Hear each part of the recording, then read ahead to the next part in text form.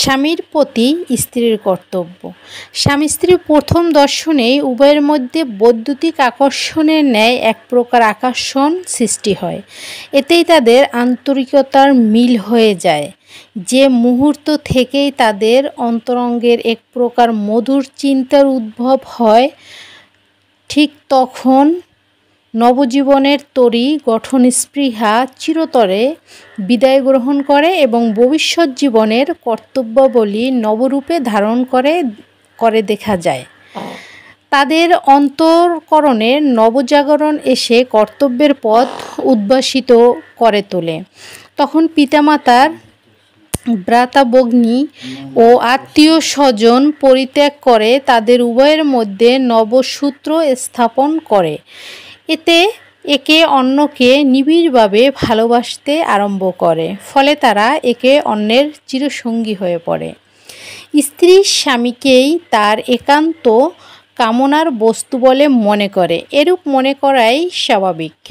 এ আল্লাহরই ইচ্ছা। প্রথম মিলনের দিন থেকেই স্ত্রী তার স্বামী সেবা ও স্বামীর কুশল কামনা করতে আরম্ভ করে। এটা ওয়াজিব। জগতের সর্ববস্তু পরিত্যাগ করেও তারা ইহকালের ও পরকালের সঙ্গী স্বামীর খিদমতে লেগে যায়।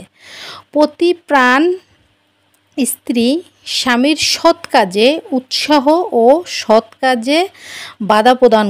কাজে বাধা প্রদান করে। এরূপে উভয়ের জীবন ধন্য করে। এ বিষয়ে হজরত রাসূলে করিম সাল্লাল্লাহু আলাইহি সাল্লাম বলেছেন, স্বামীকে অসন্তুষ্ট করলে আল্লাহ অসন্তুষ্ট হন। যদি আল্লাহ ছাড়া অন্য কারো উদ্দেশ্যে সিজদা করার নিয়ম থাকতো, তাহলে আল্লাহ তাআলা স্ত্রীলোকদেরকে স্বামীকেই সিজদা করার নির্দেশ দিতেন।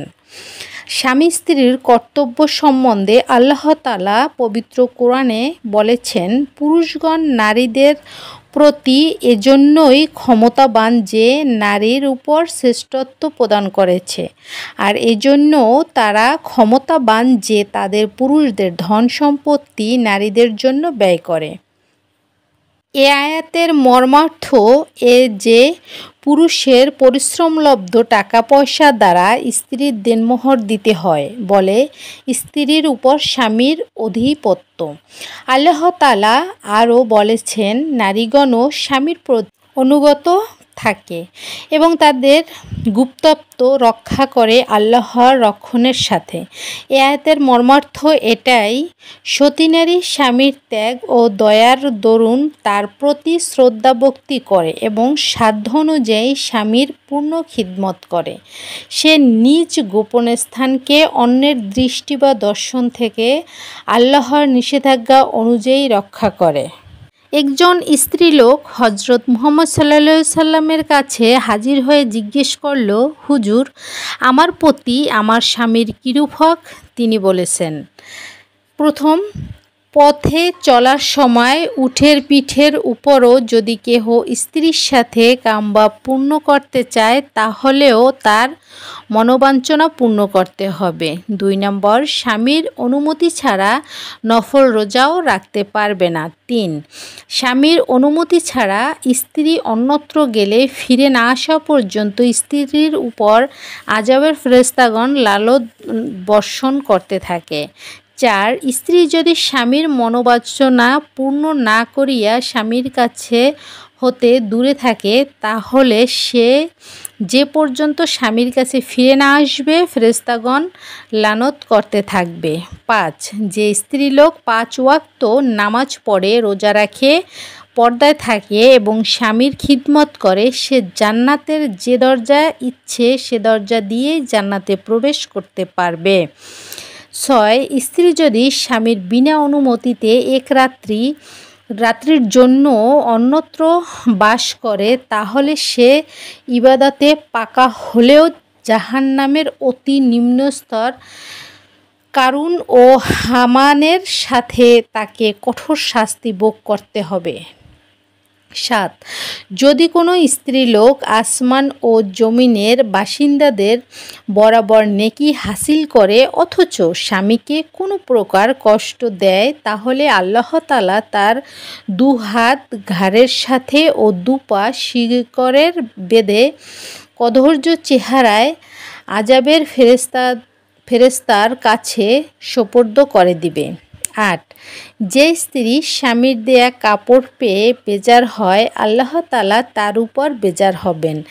যে স্ত্রী স্বামীর মাল নষ্ট করবে বা চুরি করবে, তার উপর ৭০,০০০ ফেরেশতা লানত করতে থাকবে। ৯.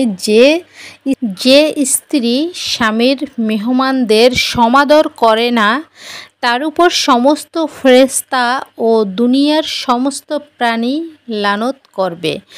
স্ত্রী স্বামীকে বেজার করলে আল্লাহ সে স্ত্রীর উপর বেজার হন, আর স্ত্রী স্বামীকে খুশি করলে আল্লাহ সে স্ত্রীর উপর খুশি হন। ১০.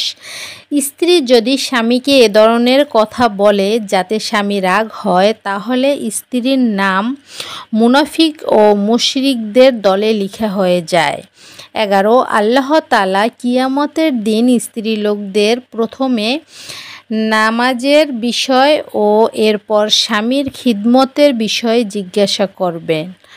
তখন যদি কেহ বলে যে তারা স্বামীর খেদমত না করে আল্লাহর ইবাদত করেছে ও হাজার হাজার রোজা রেখেছে, তাহলেও তাদেরকে আল্লাহ তাআলা জাহান্নামে নিক্ষেপ করবে। ১২. হযরত মুহাম্মদ সাল্লাল্লাহু আলাইহি সাল্লাম বলেছেন, আমি বেশি স্ত্রীলোকদেরকেই জাহান্নামবাসী দেখেছি। একজন সাহাবী জিজ্ঞেস করলেন, হে রাসূল, জাহান্নামের বেশি স্ত্রীলোক যাবে, এর কারণ কি? হযরত মুহাম্মদ সাল্লাল্লাহু আলাইহি সাল্লাম বলেছেন, এরা অপরকে গালিগালাজ করে থাকে এবং নিজের স্বামীর বহু নাশকরিয়া করে থাকে। হযরত ফাতিমা রাদিয়াল্লাহু তাআলা আনহু এর প্রতি রাসূল সাল্লাল্লাহু আলাইহি সাল্লামের নসিহত। হযরত মুহাম্মদ সাল্লাল্লাহু আলাইহি সাল্লামের কন্যা ফাতিমাকে নিম্নলিখিত নসিহত করেছেন। ১. স্বামী গৃহে প্রবেশ করার সময়ে বিসমিল্লাহির রহমানির রহিম বলবে। ২. শরীর পরিষ্কার পরিচ্ছন্ন রাখবে। ৩. চোখে সুরমা বা কাজল ব্যবহার করবে। ৪. মাথায় শরীরে সুঘ্রাণ মেখে গোসল করবে।